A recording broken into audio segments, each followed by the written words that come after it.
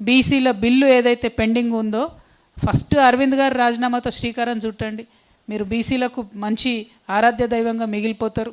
మీరు రాజీనామా చేసి మీ మొత్తం 8 మంది ఎంపీలతోని రాజీనామా చేయించాలని చెప్పి నేను అరవింద్ గారిని డిమాండ్ చేస్తూ ఉన్నా. మీరు రాజీనామా చేస్తే బీసీ బిల్లు ఖచ్చితంగా నడుచుకుంటూ వస్తుంది.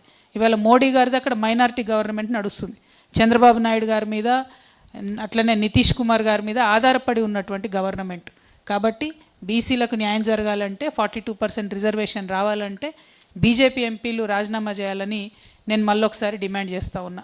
అదేవిధంగా ఇంకొక బీజేపీ ఎంపీ నేను జనం బాట పడుతున్నా అని తెలిసి నిన్న నా మీద నా కుటుంబం మీద ఏదో విమర్శలు చేసినట్టు తెలిసింది. రేపో ఎల్లుండో వాళ్ళవి కూడా చాలా వివరాలు ఉన్నాయి. అవన్నీ కూడా బయట పెడతాం.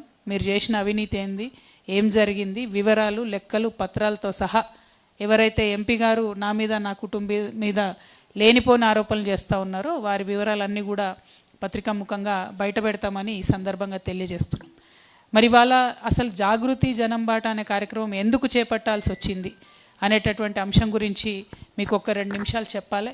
మనం చూసినాం ప్రపంచవ్యాప్తంగా అనేక ఉద్యమాలు జరిగినాయి. కానీ విజయవంతమై విజయాన్ని గమ్యాన్ని ముద్దాడిన ఉద్యమాలు కొన్నే ఉన్నాయి. అట్లా గమ్యాన్ని ముద్దాడిన ఉద్యమాల్లో ఫ్రెంచ్ విప్లవాన్ని మనం చెప్పుకోవచ్చు. స్వేచ్ఛ, స్వాతంత్రం, స్వేచ్ఛ, సమానత్వం, సౌభ్రాతృత్వం అనేటటువంటి నినాదంతో ఆనాడు ఫ్రెంచ్ ఉద్యమం సాగింది. తర్వాత తెలంగాణ ఉద్యమం నీళ్లు, నిధులు, నియామకాలు అనేటటువంటి నినాదంతో సాగింది, గమ్యాన్ని ముద్దాడింది. ఇప్పుడు తెలంగాణ జాగృతి అవకాశం, అధికారం, ఆత్మగౌరవం అనే నినాదంతో సామాజిక తెలంగాణ సాధనకు ముందుకెళ్తా ఉన్నాం.